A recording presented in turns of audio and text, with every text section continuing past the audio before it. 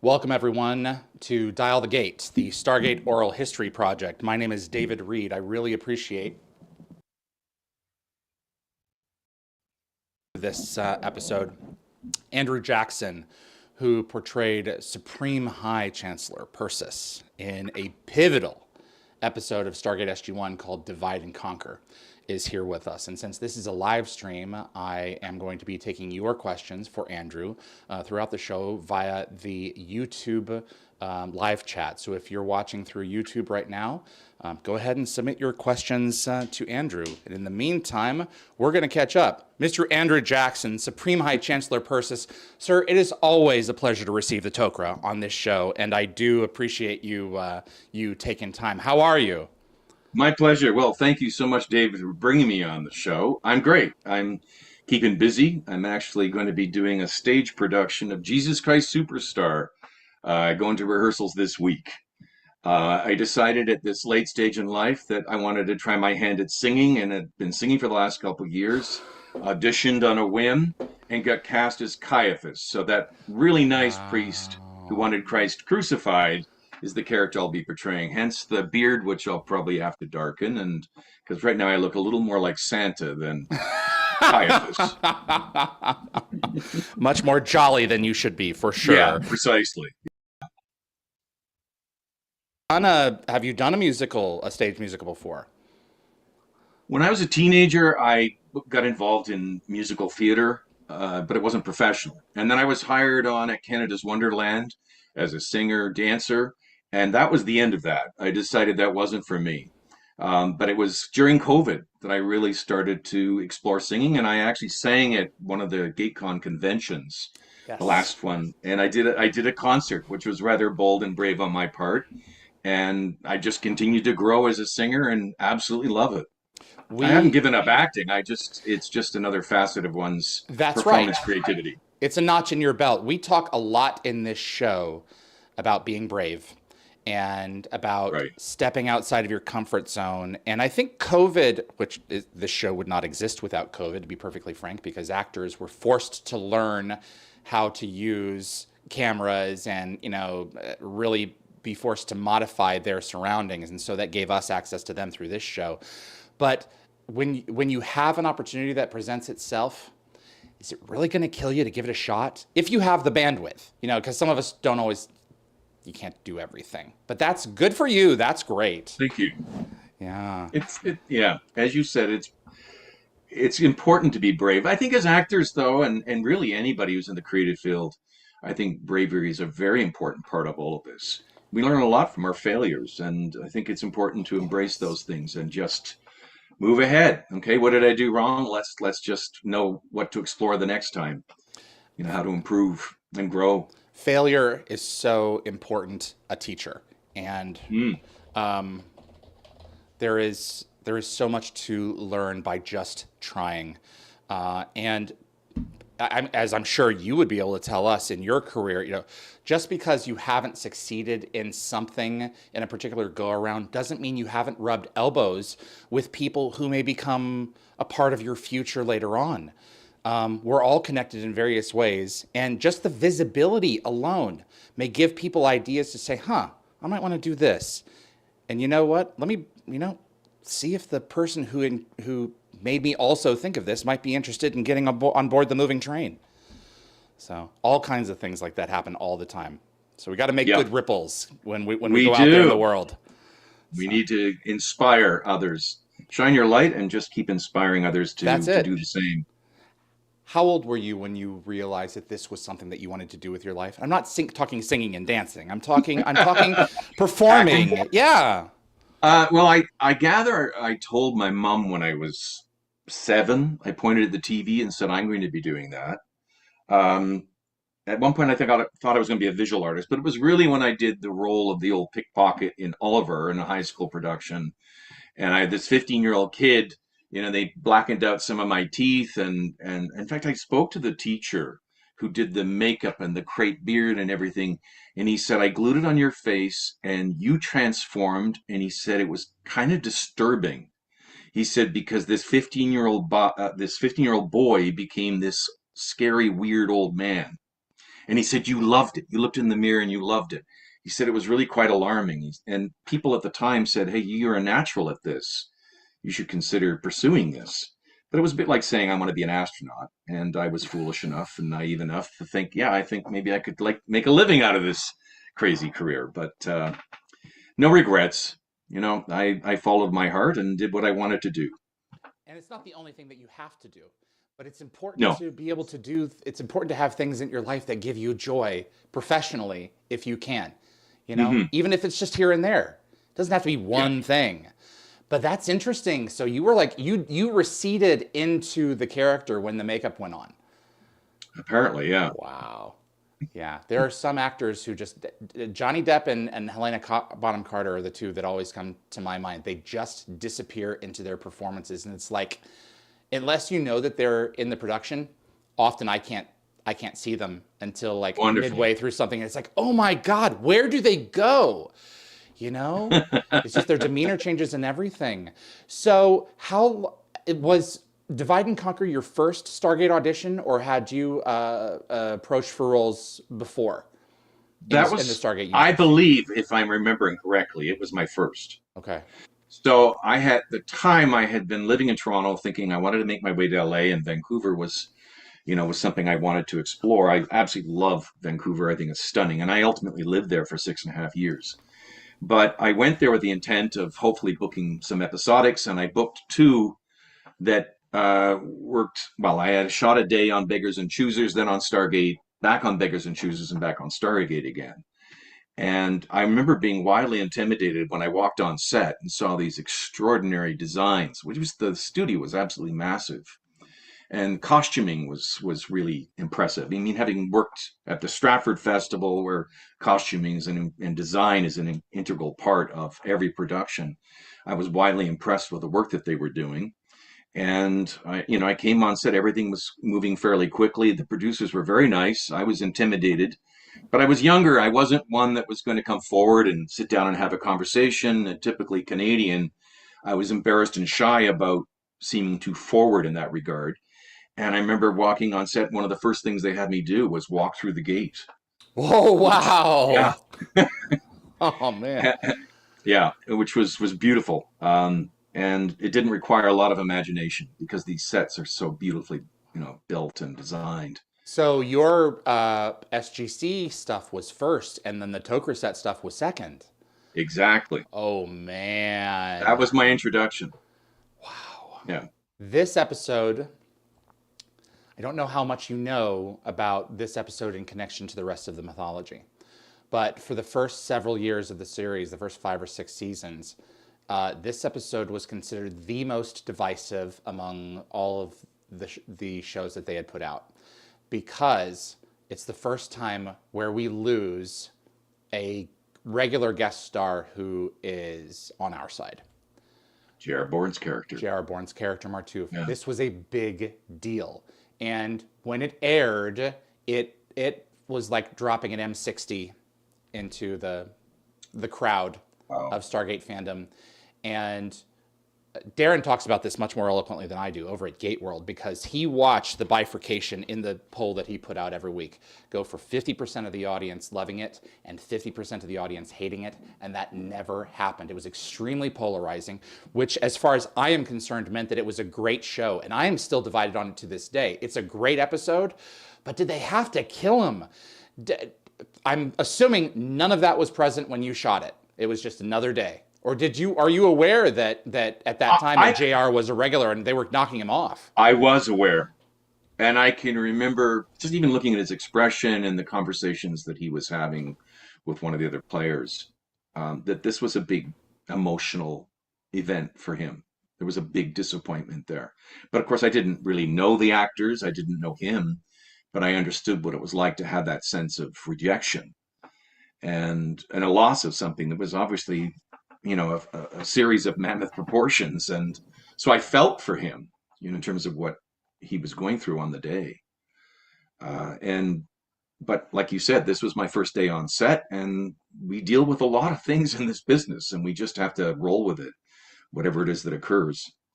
Obviously the title for the episode is rather fitting, Divide and Conquer.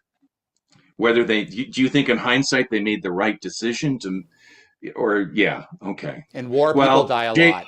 yeah, J.R. Bourne went on to have a wonderful career, Hmm. and he explored many different characters and stories, and so, sometimes when things like this happen, we look back on it and think, no, that maybe there was a silver lining in there, For and sure. he just continued to grow and evolve, which is wonderful. And in science fiction, no one has ever truly gone. There was a two-parter written the following season that would have featured him pretty heavily, and he was unavailable. Right. So, it's maybe it was fitting in this case because, yeah, actors.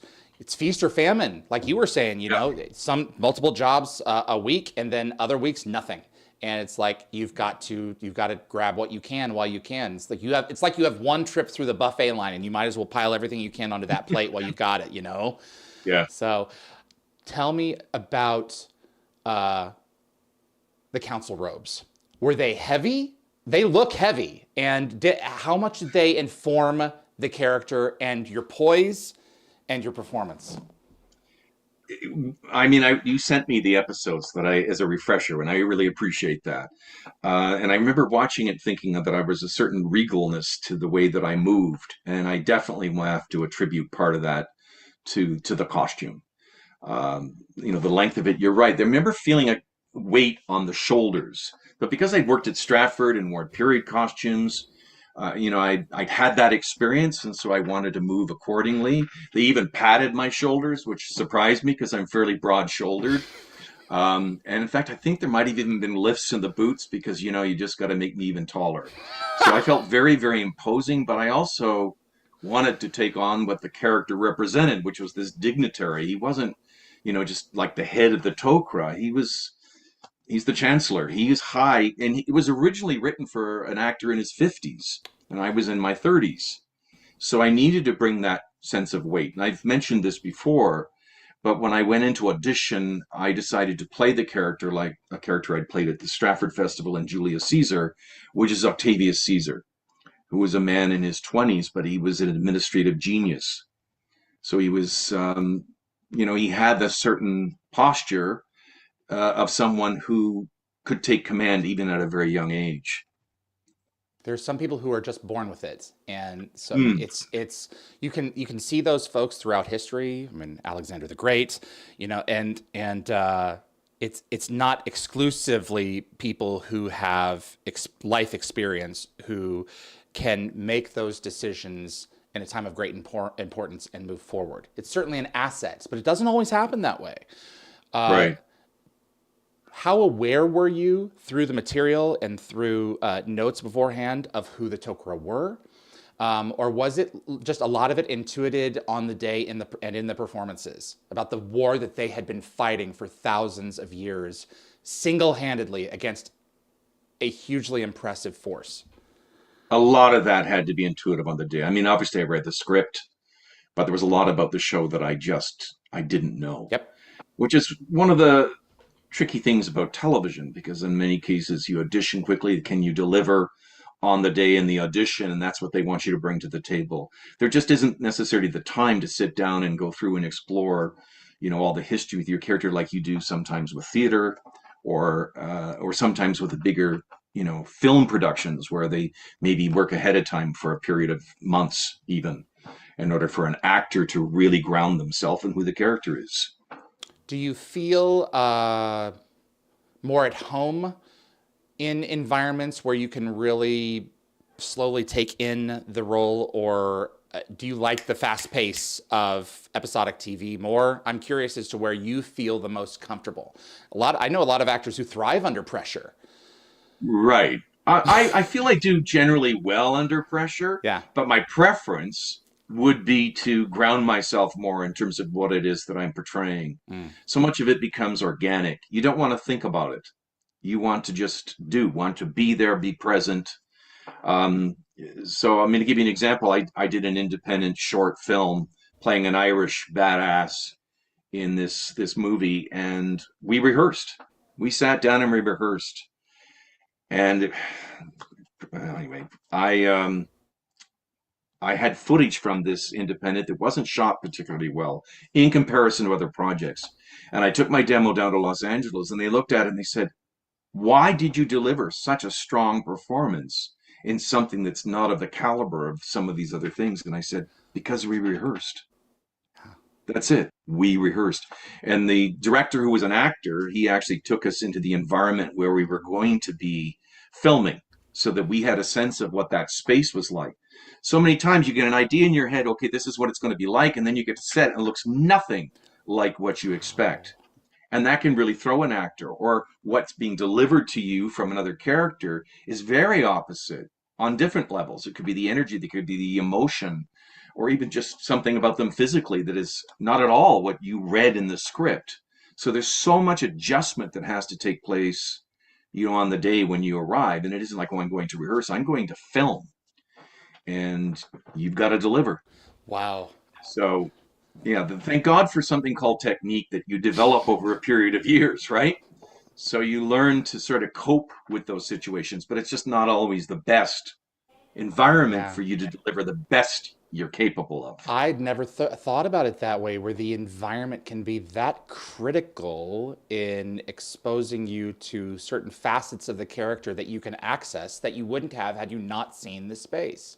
And sometimes it inspires you. It does the opposite. You walk in, you're like, whoa, this is great. I hadn't thought of that, but I'm actually really, I'm appreciating this. This is informing me of what it is that I need to do for this character. But do you have time to play to find it? Or do you kind of, close your eyes and pray that I'm going to go make this approach with this environment and let's hope it works the first time? Because It's sometimes you fast. have to figure it out.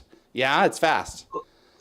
Actors are going around with their scripts. They're still in hand, or their sides, their little copies. And as you get older, of course, you can't see the print because it's so small. And oftentimes you're in that environment and you've memorized your lines, but because you get all these things thrown at you, suddenly your brain goes.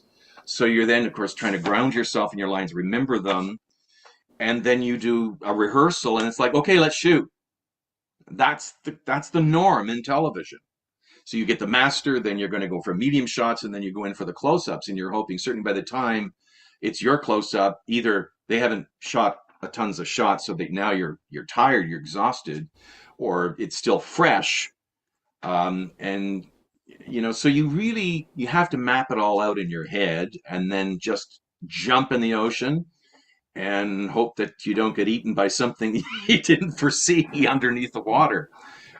I mean, that's part of the excitement, right? You don't know what's going to happen when you get there. Yeah. I mean, if And you're going to be eaten by something under the water, I hope they film it. Maybe it's good. Maybe your yes, reaction is what they're going for. I've heard situations where actors have been told, "Hey, do this to them, and we're going to film it and get the reaction." And it's yeah, like, okay, I trust you. You're the guy in charge. I'll trust you, or gal. Let's go for this. But they may want to kill me after we're done. Have you ever had a situation like that? um,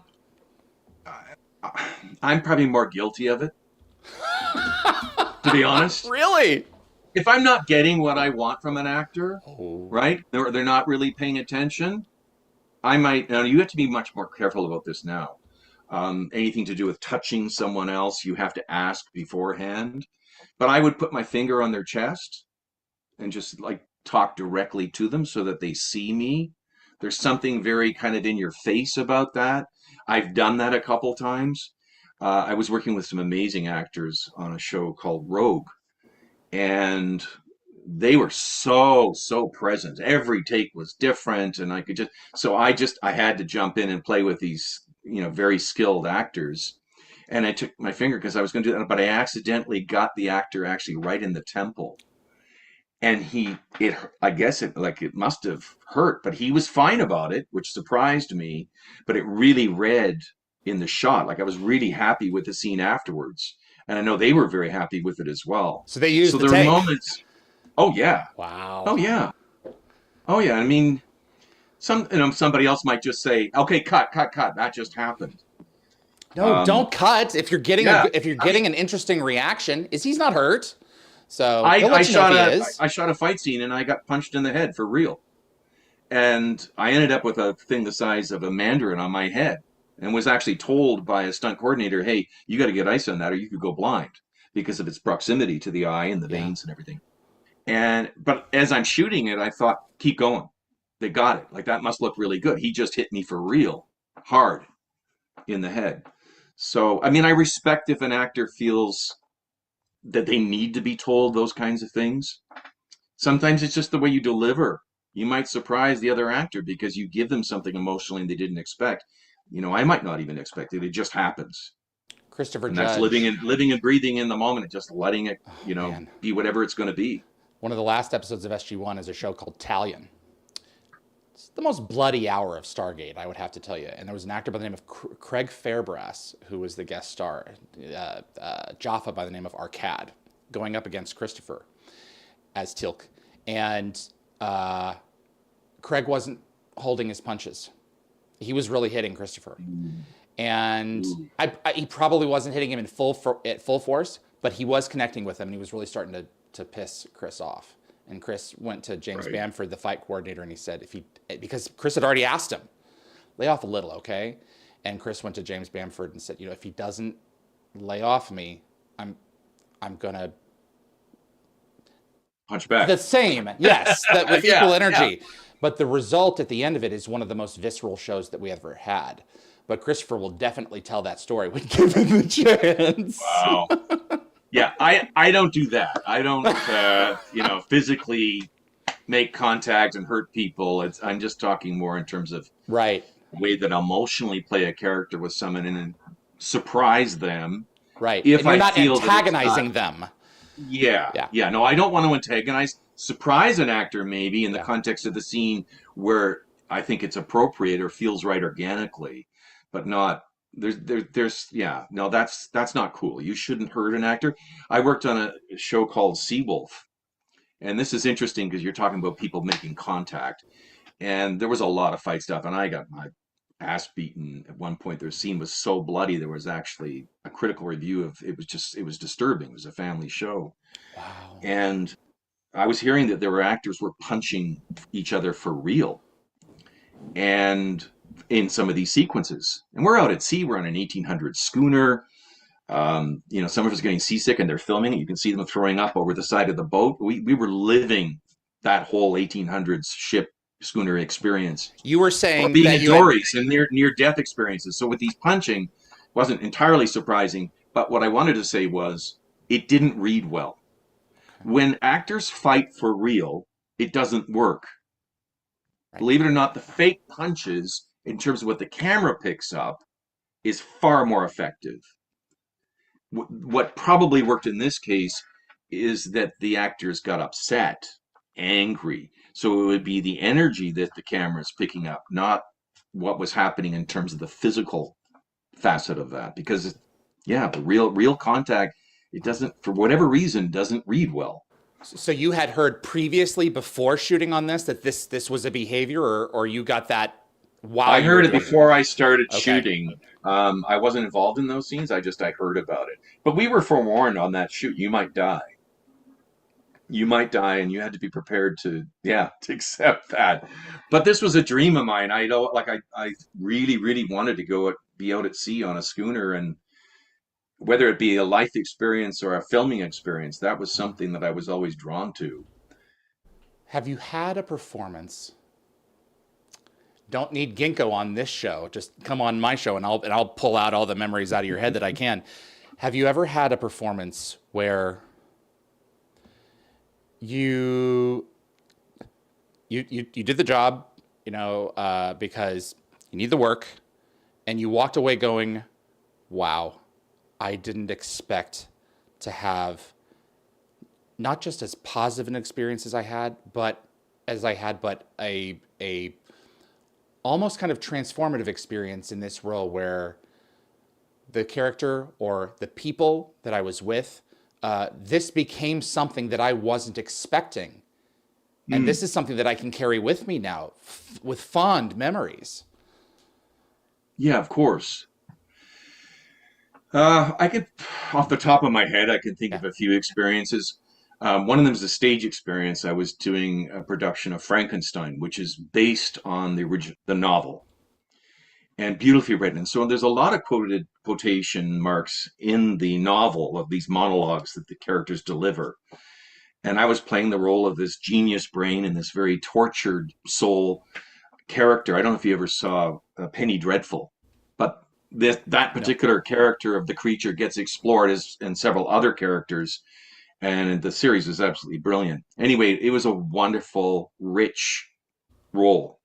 And I'd suffered a loss, and so I was dealing with a lot of emotions, and I would literally be crying on my way to work every day. I'd shave my head, and I had to distort my body, and it was just a feast of a character.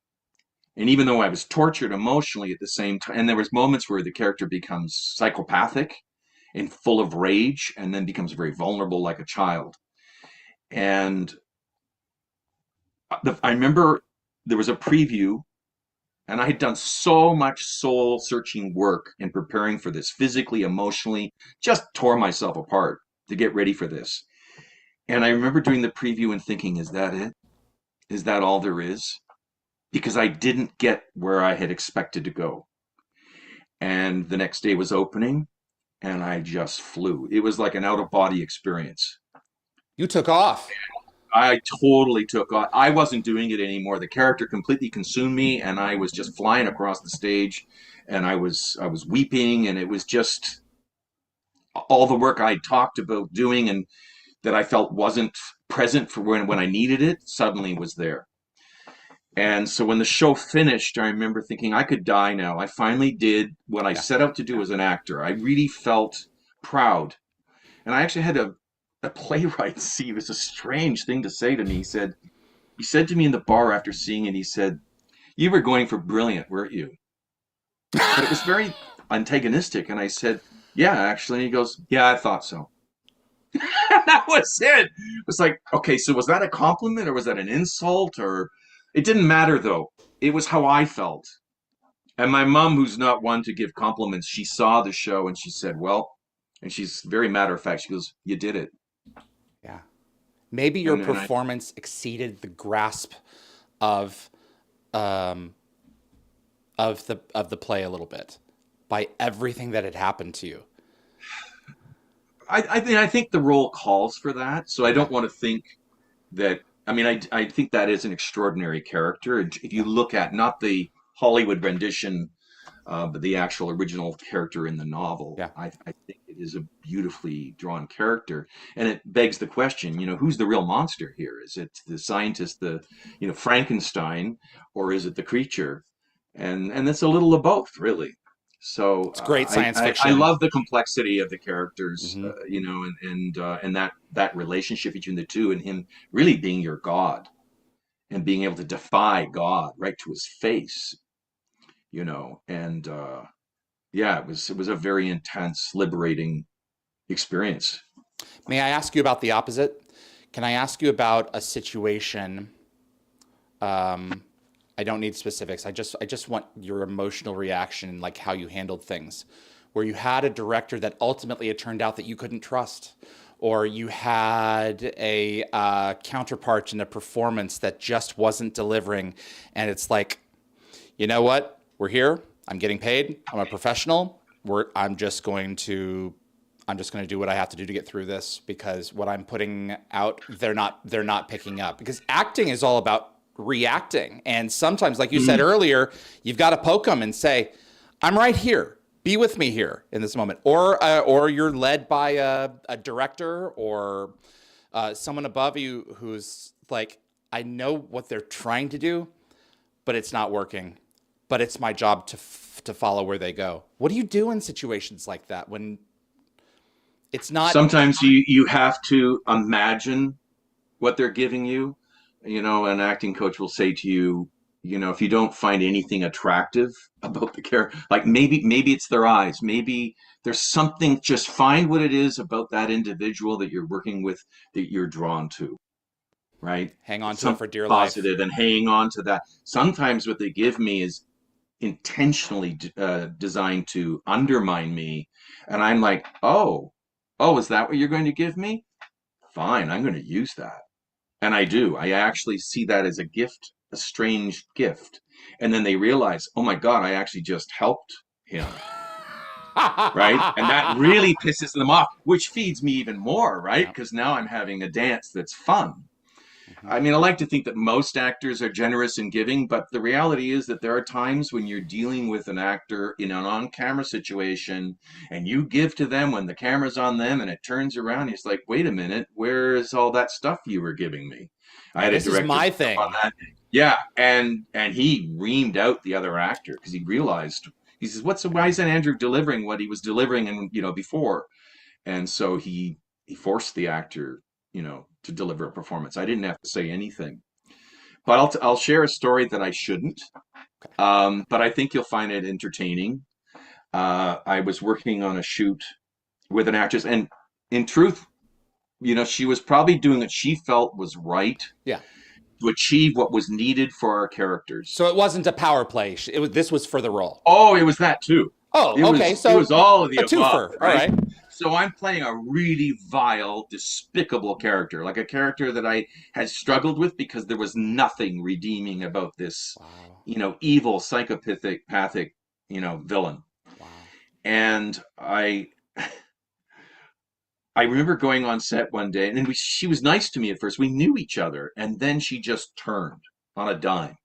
I said, are you going to be like this with me while we film this? And she said, actually, I'm not going to want to talk to you the entire time, and I'm probably going to hate you for 2 months afterwards. And I thought, whoa, like, seriously, how am I going to work with that? But that was what she thought in her head. She was going very method with Very her approach method. to her performance. Yeah. And I thought, okay, this is going to be challenging. And I remember going to set one day and she was upset because my name was on a chair and her name wasn't on the chair. And being me, I just said, don't worry about it. Your name will be on a chair the next time. So what she decided to do then, as we proceeded, was to always sit in my chair. She'd never sit on a cast chair or anybody else's chair. It was always my chair. And maybe what she was trying to do is get under my skin enough that I personally would dislike this person. And she kept toying with me like this, and the chair thing was bugging me. Because it was just all tied in, and she goes, I don't want to talk to you, and just treated me so badly. And so, and this was immature on my part, but I don't regret it. I bought a fart machine, and I stuck it in the pocket of my chair with my little remote in my hand, just waiting for her to sit in my chair. And so then I ended up, she didn't sit in my chair, oddly enough. And she was in a car. So I slid it into the vehicle where she was sitting, and no one was filming at that point. And she thought it was the crew, and she's laughed. It's not me. It's not me. And I took the thing out of the car. I had my fun, and I put it in the pocket of my chair. And I had the remote in my pocket. And then she and I were in the car, and the director was having a tantrum. And the reason he was upset was because we weren't really driving. This is one of those sort of fake Hollywood moments. You think that this never really happens, but in this case it did. The producer had filmed traffic going by like this, for real. But at one point a transport truck went by, and so you had this black space under the truck that looked like the footage had been sliced together. Oh. And But even though so it wasn't, the playback. it wasn't, Yeah. but it just looked that way. Yeah. And so the director started to flip out. And the thing that I have to tell you is that those devices, you don't necessarily have to hit the button. That if a truck goes by or something can somehow trigger it. So he is now screaming at the producer in front of the entire crew, and he's saying, I have got a big black hole. A big black hole. What the am I going to do with a big black hole? And he's sitting in my chair. Pressure activated. Yes. They had to leave the building, and I had a stunt coordinator come and said, "Oh my God, Andrew, that's the funniest thing I've ever experienced on set. That's so cool, man, that you did that." I go, "I'm telling you, I didn't." "Yeah, right, man. Sure you didn't." And I had not touched the button. The universe just decided to respond at that moment, and I never took a fart machine on set again.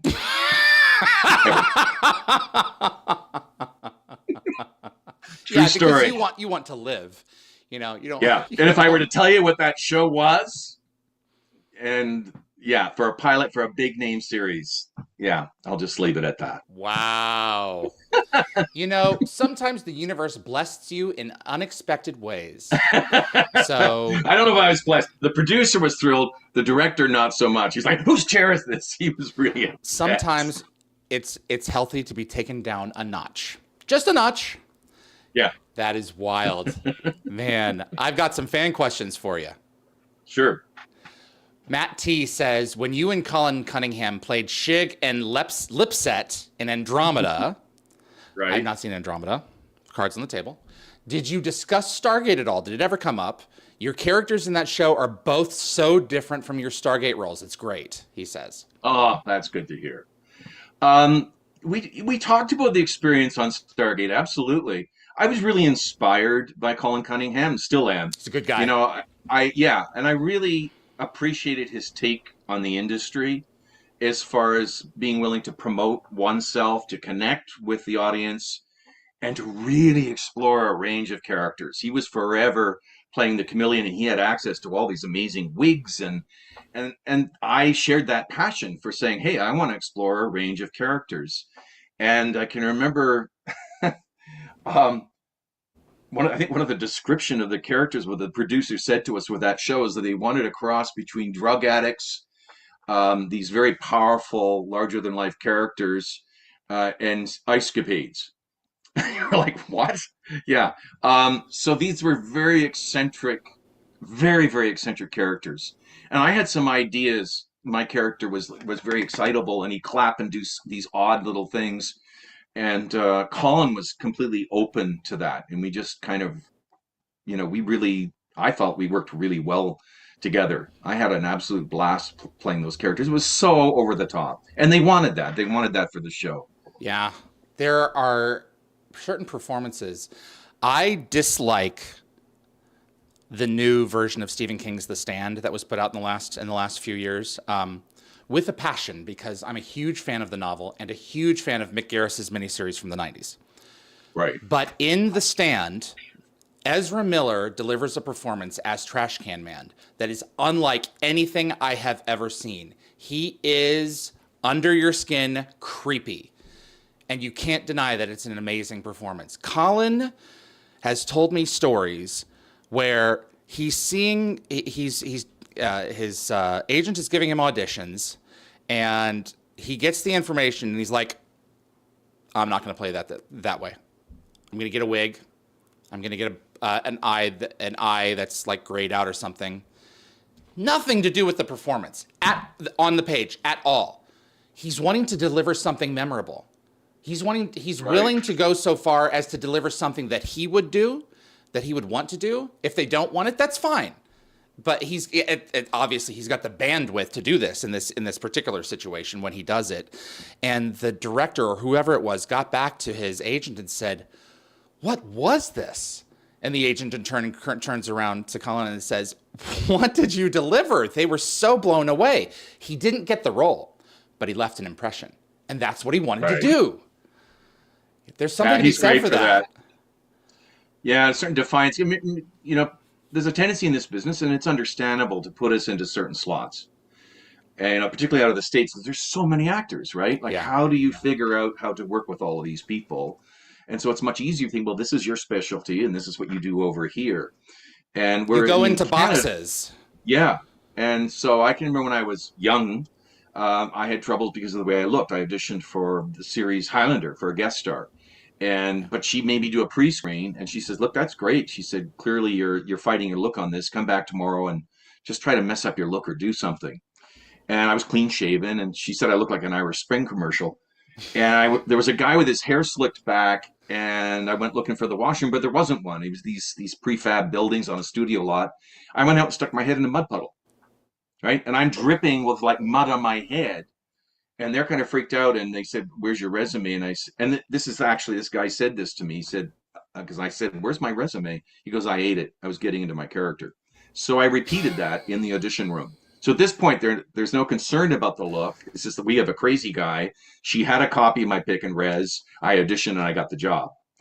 And so so I mean, I would always not, I wouldn't shave. I would do all sorts of things to try to distort my appearance. One time, I was reading for an ugly-looking trapper who'd been mauled by a bear, and then I had to come back that afternoon as a lawyer. And I remember being surprised living downtown Toronto that when I was dressed as the first character, cars nearly ran me down, right downtown Toronto.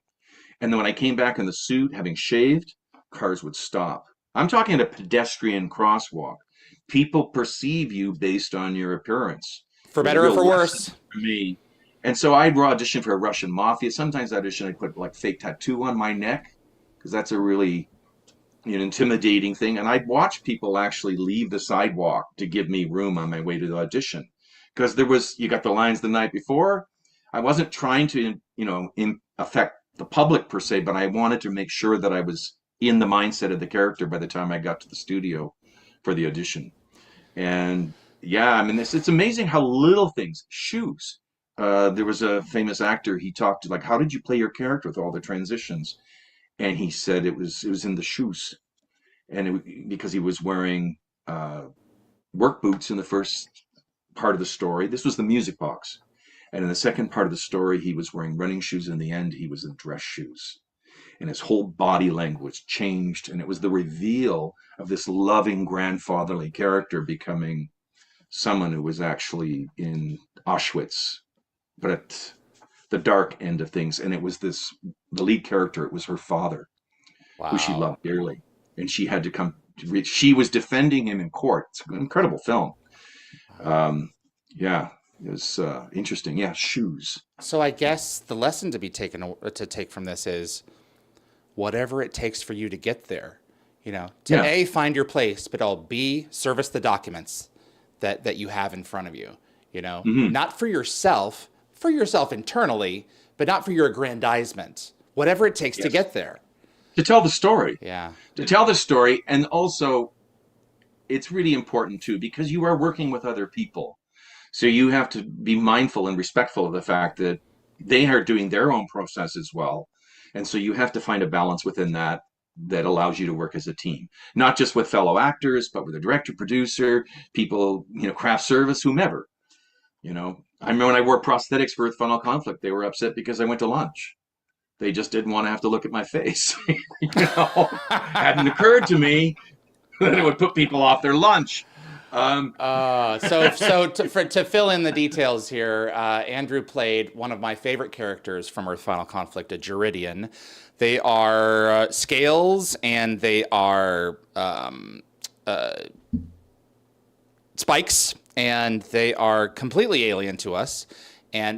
But pulling out that performance, because they become key later, especially later on in the show, was just extraordinary. I love that performance to this day, man. oh, thank you. And sitting through that makeup, I don't know how you did it. I love watching the whole process of wearing the prosthetics. We ran into some problems because we were putting in long hours, and they were putting in long hours, and your body can only take so much. You're not good And so, anymore. yeah, Yeah. yeah. But the character, yeah, I was very proud of what I delivered with that show. Um, and really, it was fascinating. I mean, I know it sounds totally ridiculous in hindsight, but I remember one point actually going to the pet store near where I lived and studying lizards in terms of just the way they moved. And that was just a subtle bit of influence in terms of where I wanted to explore the sort of the alien nature of the character. And one of the earlier uh, descriptions, which they didn't end up bringing to fruition, was there were like platelets that would shift on the body. So there's this pain. It was very, very painful for the character. And so they were building up all these bubbles and these various different things on my body for hours, trying to figure out how to design this costume. And there was a bladder thing that they had in the head, which would expand.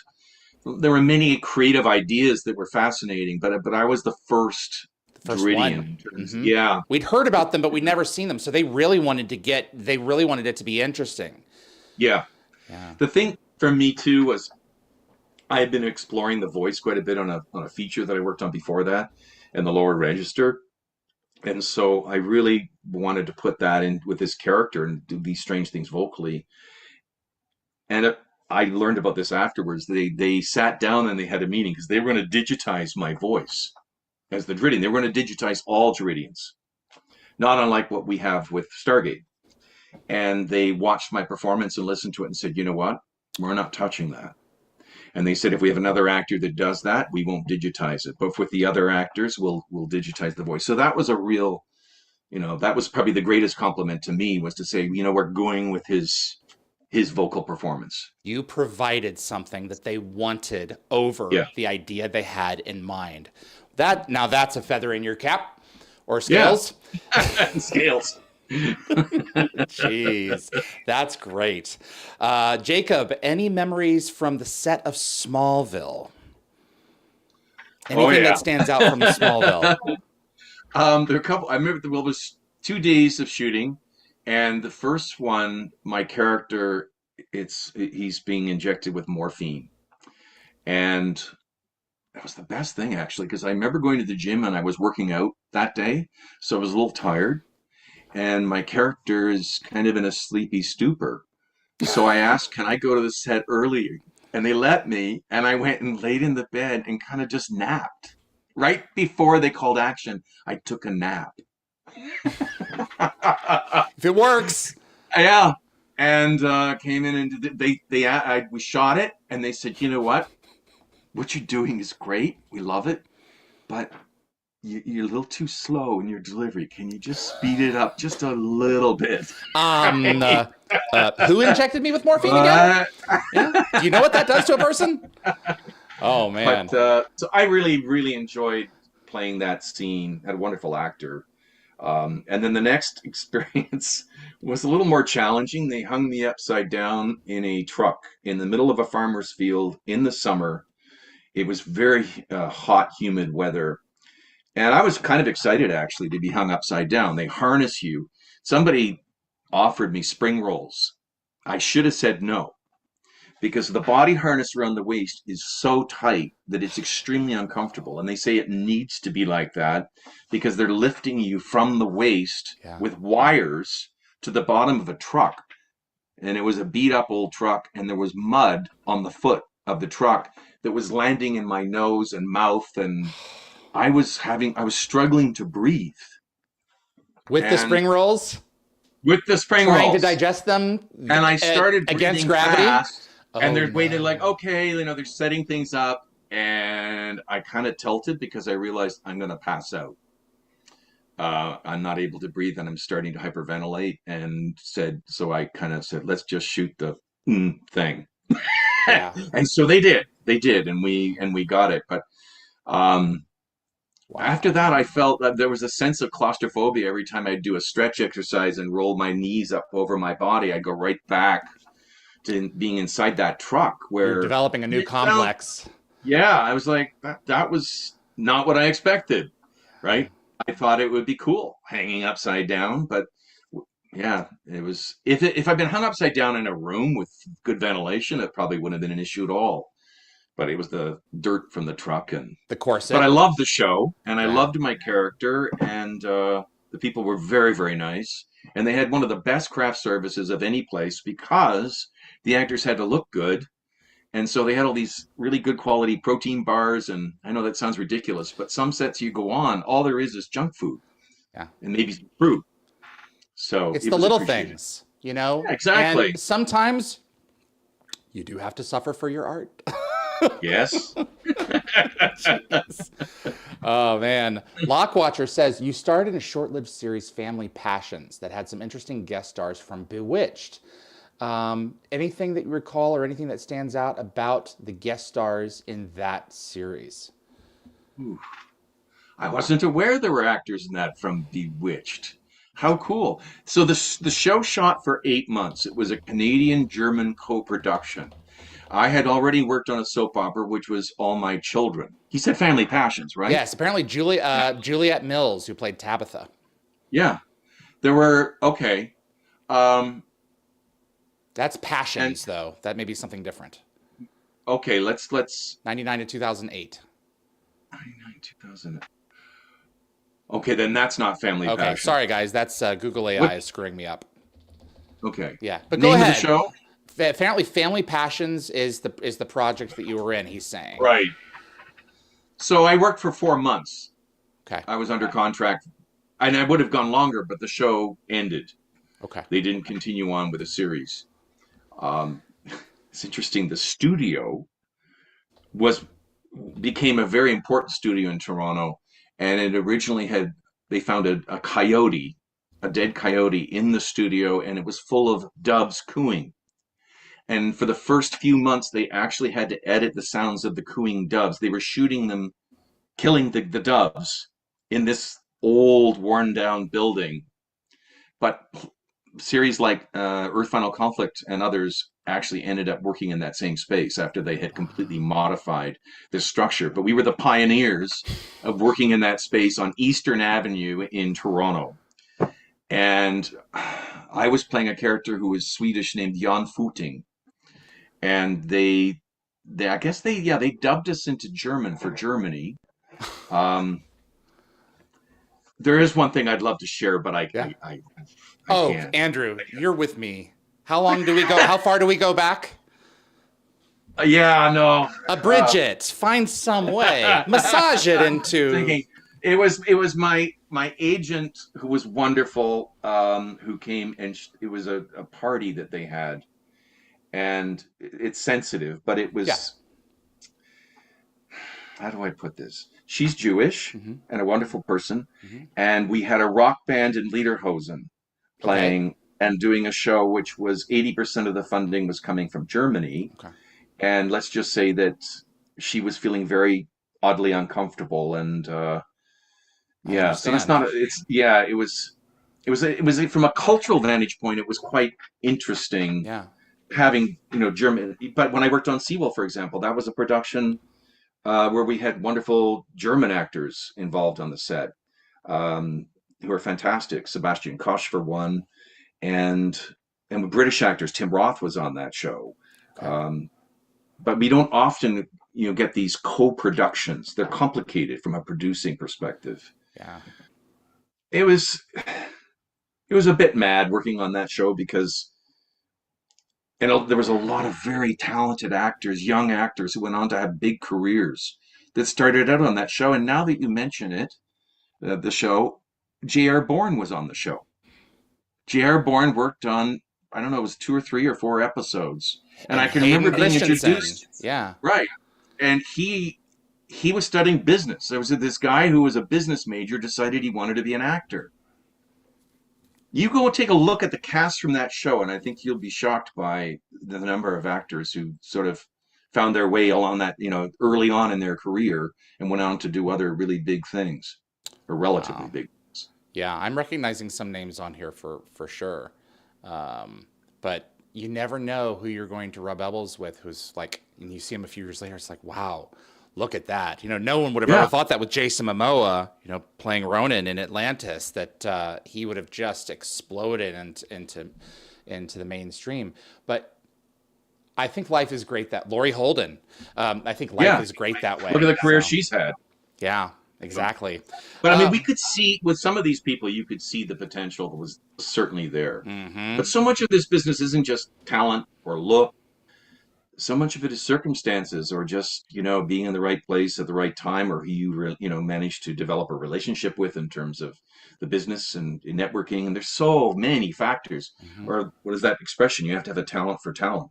Yeah, so exactly. You can find somebody who's remarkable, and you think, I hope they certainly deserve that career, but you just don't know.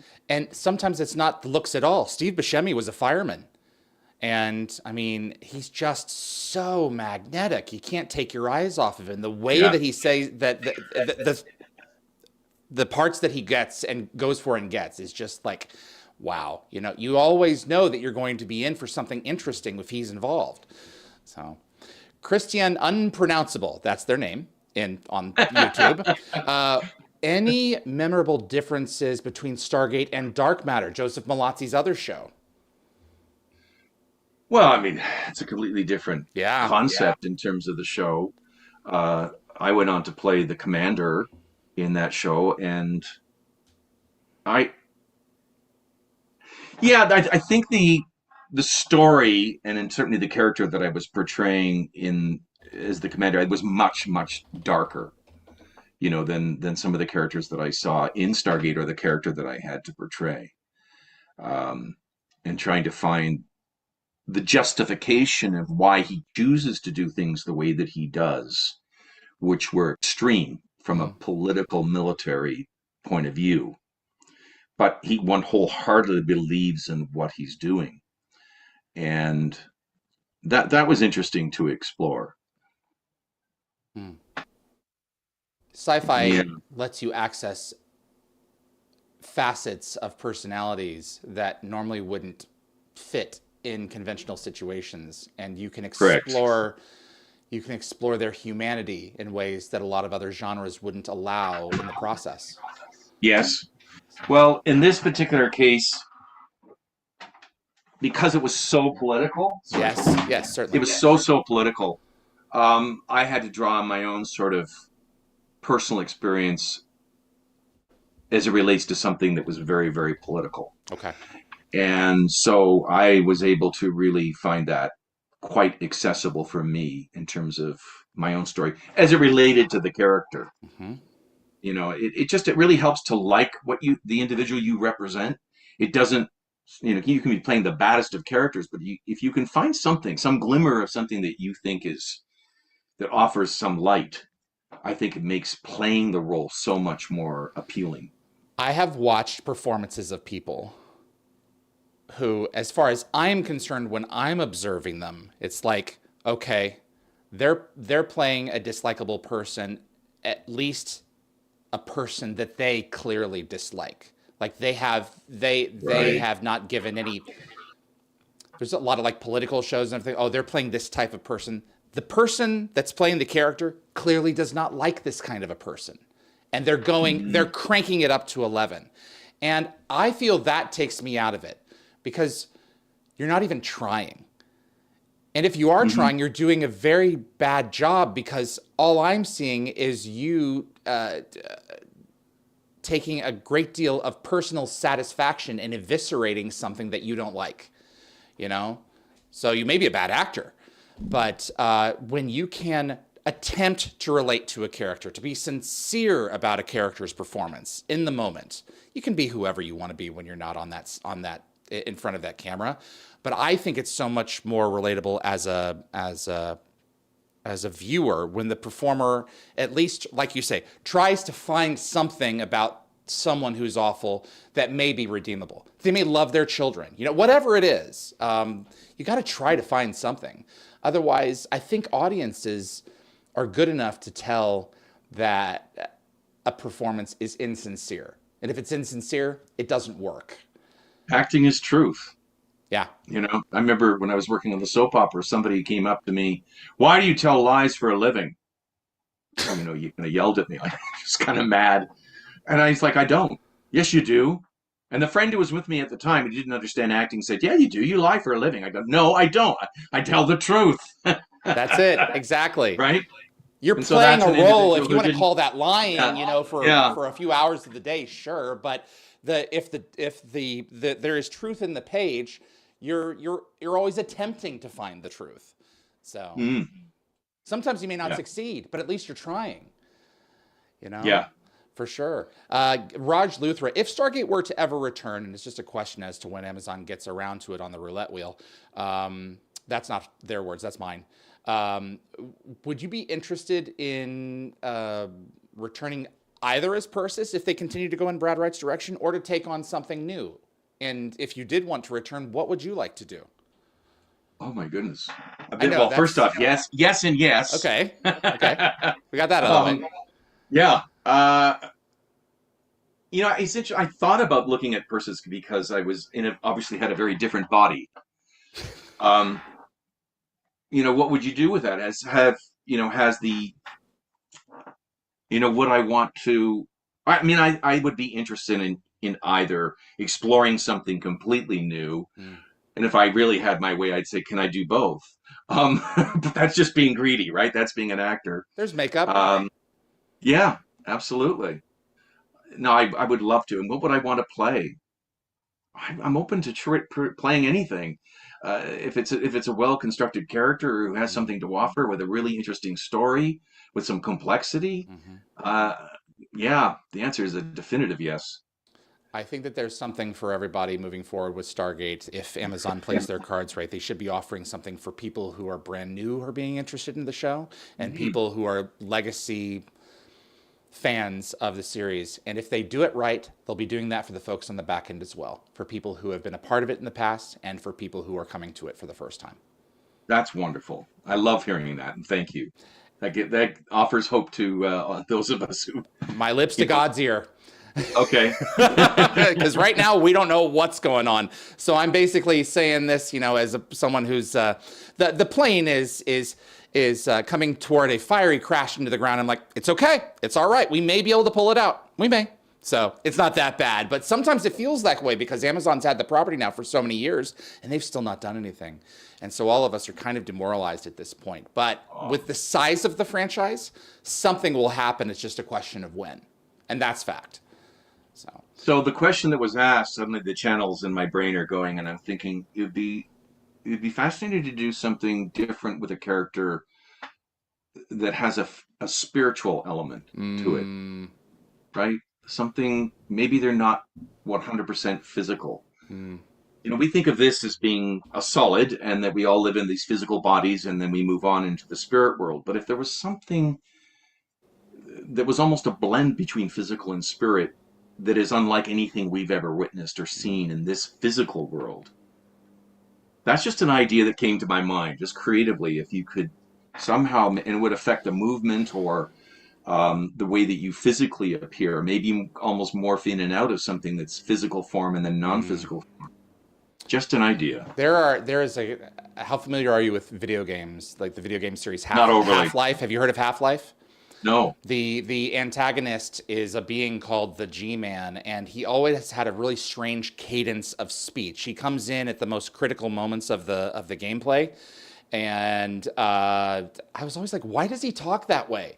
And I stumbled across just a few days ago an interview with the actor who said he talks that way because he's accessing and experiencing multiple dimensions of reality simultaneously, and so his bandwidth is divided.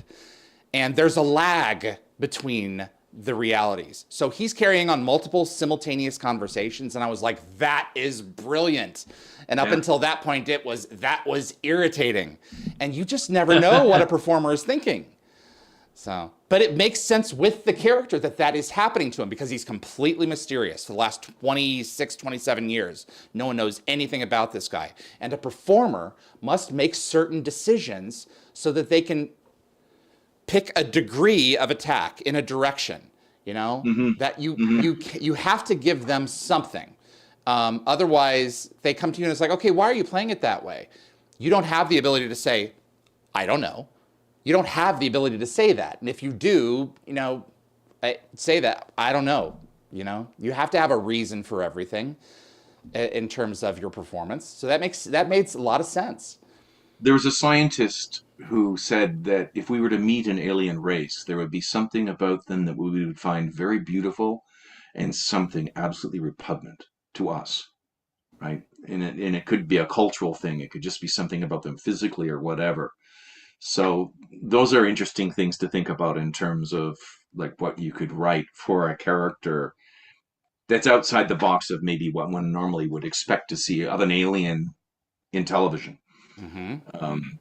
It's those quirky things. I mean, I think the audiences often get very drawn to those things that differentiate the various different races.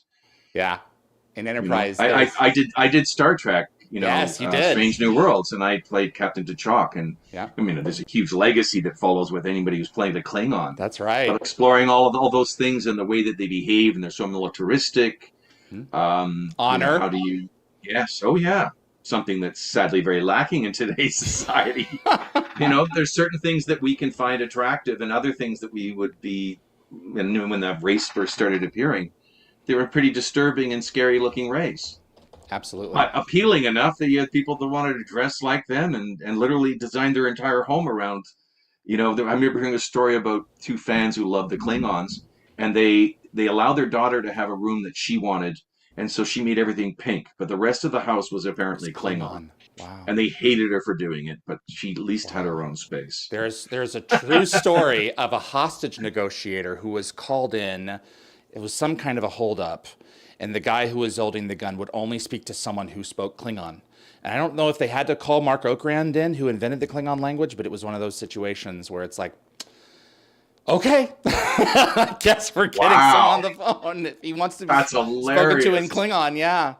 So Now, the man, only thing I had to say was the toast, which many fans are familiar with, and that's the Ulich Judge Judge yep, that's with right. Spock, and yeah, drinking the blood wine. Oh man. Last question, William Aarons. How was it for? We kind of touched on this. How was it for Andrew to be the first Jaridian seen on screen in Earth Final Conflict? Was there any special pressure to establish the image of an entire race in that character? Because it sounds like already, like what you said, you were kind of a guinea pig in terms of Mhm. figuring stuff out. I would imagine the makeup was the same way. Oh yeah, I mean, it happened through stages. Hmm. So as I mentioned before, when I stood there for hours and they were building this costume, they were telling me that, the pain that the body is going through, the various different platelets, and then they decided, okay, no, we're not actually going to do that because they would have had to move, and I would have physically had to respond to that. It felt a bit like wearing a skidoo suit with rocks in it from a physical vantage point. So it was very Wow. restricting, limiting, and not unlike a Klingon, it was a very warrior-like character. Yeah. And I remember now I had one of the women who played what a lead in the series. She didn't see my face ever because it was always in prosthetics, and she said, "You remind me of a lion," which I thought it was the way I moved, whatever that I was doing physically. I loved all the various ideas they were throwing at me. Here's the thing about acting: as actors, we get to wear a mask. So the more interesting and complexer, the mask is, the more freedom there is within that for you to be explore a variety of things. We worry when we represent, just say, a dad character in a series, and you want to portray the truth of that. You want things to be real. You want them to be present. You want to create a relationship. You're creating an alien character that's completely new. What a gift, right? Because there were so many different things that I could explore and think about outside the realm of anything you'd ever play. Mm-hmm. So imagination kicks into gear big time. And the time that I spent even just watching the lizard, that kind of Yeah. informed me of something.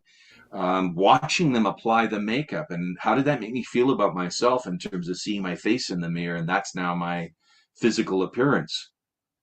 And then all the voice stuff that I was doing, and the way that I would breathe, because the breathing, everything very much is based on the breath. And when we're terrified to perform, the first thing they say to you is, "Don't forget to breathe." Same thing applies to singing. So I just I really got into it. Wow. It was something I really embraced. Yeah. Some. And the thing now that I mentioned singing Mhm. is the opposite. Singing you're naked. And that was one of the scariest things about singing, was that I had to be vulnerable. I had to just be me and sing from my heart, versus covering and allowing all my truth, all my emotions to come through, but I was less exposed, which allows you to be, in a way, more naked, more exposed, because you don't feel exposed, if that makes sense. It's always scary to be putting yourself in a situation where you could be rejected. Right. And people now, especially online with social media and everything else, and Twitter and X and Blue Sky and all of this, no one wants to be putting themselves in a situation where they can come off looking really terrible. And it's like, but at the same time, you cannot box yourself away from finding the truth now more than Hmm. ever, you know? And sometimes the truth's going to hurt. Yeah. And I would also argue, sometimes the truth can come from people that I completely disagree with, but there's part of me that has to be accessible and open, and that's my job, you know, because boy, it's sure easy to hate. But it's like when you're finding a performance, or a an avenue of truth in a performance. Sometimes that avenue is going to be making you expose a part of yourself that you're not always comfortable with. So You're right. And I remember having one, you were mentioning talking earlier about Colin Cunningham Yeah. and how he was just always exploring various different characters and looks and everything else and really trying to twist the minds of casting or the director, whomever, to show that he was willing to come up with something outside of whatever it was that they'd created. And I was talking to a young actress, and I was young at the time, and she was often a reader at auditions. And she said to me, You're that guy. I'm like, what? You're that guy that always makes you do like brave choices. You do these bold things in your auditions. And I said, yeah, I guess I do. And I said, do you? No, I just do what's written on the page. Oh, and how's that working? I said, are you working a lot? No. I said, well, I am working. Yeah. So it's okay. It's okay to make bold choices. Hmm. If it fits with your instincts, you don't just impose it on something. You do it because it feels right. Right. And I know with Colin, he did it because that's what he felt he needed to do. For whatever reasons, creatively, that was his voice. And that's what he brought to the table.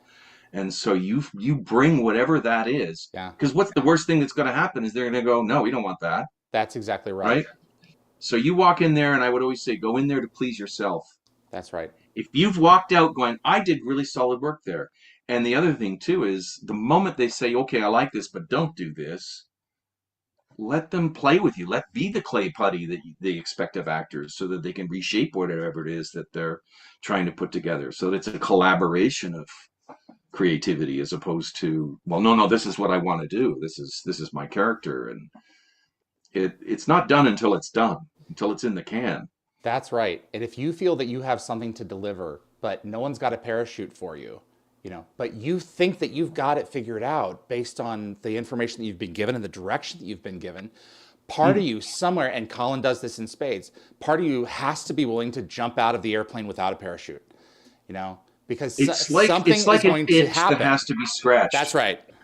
It kind of gets to a point where you're like, I know that this is risky, but I have to do this. My inner being just says, this is what I need to do right now with this character. Yep. And honestly, like most of the time when I've made those kind of choices because they instinctively felt right, it's paid off. Yep. And anyone listening can apply this to whatever it is that they work in, except for skydiving. So, Andrew, I almost did that. I'm planning on it this year. Andrew, this has been fantastic. I appreciate the time that you have taken to share vulnerable aspects of yourself and in performances from wacky to mundane. And it's been a real treat to sit down with you. I'm sorry that it's taken this long for us to have a one-on-one. That's on me. But it's been a pleasure, sir. It's been an absolute pleasure for me. So thank you so much for doing this. And I look forward to the next one down the road. And here's to this series, as you say, right, coming to fruition. And a number of us, both who've worked on the show and those who have not had a chance to explore this amazing world. Interdimensional gate world. Yeah, absolutely. Absolutely. Thank you for taking the time. And I'm going to go ahead and wrap up on this end. All right. Thank you. All right, sir. Andrew Jackson, everyone, Supreme High Councilor Persis in Stargate SG-1. My name is David Reed. You are watching Dial the Gate, the Stargate Oral History Project. Really appreciate everyone who came together to pull this episode off. If you enjoy Stargate and you want to see more content like this on YouTube, give us a like. It makes a difference with the show and will help us to grow. Please also consider sharing this video with a Stargate friend, and if you want to get notified about future episodes, click subscribe. And clips from this live stream will be released over the course of the next few weeks on both the Dial the Gate and GateWorld.net YouTube channels. My tremendous thanks to my moderating team, Anthony, Jeremy, Kevin, Lockwatcher, Marcia, and Raj. I couldn't get this show done without you guys, week in and week out, so I really appreciate you. Thanks to my producers, Anthony Rowling, Kevin Weaver, and Linda Gategabber Fury. Frederick Marcoux at Concepts Web keeps dialthegates.com up and running. We've got more episodes heading your way for the next few months here. I'm going to try and go from 4 to 3 every weekend. and maybe 3-2. So we'll see. I just kind of kept on barreling ahead, and it is taking a toll on me. So we're going to dial it down a little bit. But the Wormhole Extremists are about to start in just a few minutes here, and so I'm going to get another bottle of water, and we're going to proceed ahead. Craig Veroni has been rescheduled, so all of that is on dialthegate.com, and I just got confirmation Patrick Curry and Alex Zahara are going to be joining us here on the 31st of March to talk about their roles from the likes of Space Race with Eamon and Warwick, and with Iron Shirt and Shaka in Enemy Mine. And we're going to talk about a bunch of other stuff as well, but two excellent actors. I appreciate you tuning in to our episode. Thanks so much to Andrew for a great show. My name is David Reed for Dial the Gate, and I will see you on the other side.